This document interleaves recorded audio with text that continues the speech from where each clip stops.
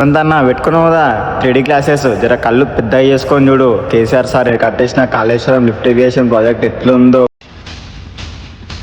కళ్ళు బాగా పెద్దవి చేసి చూడు.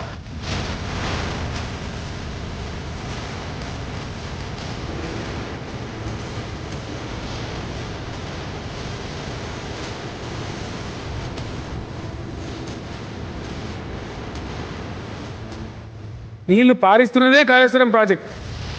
అది మీకు తెలియదా? మీకు చెప్పేటోళ్ళు లేడా?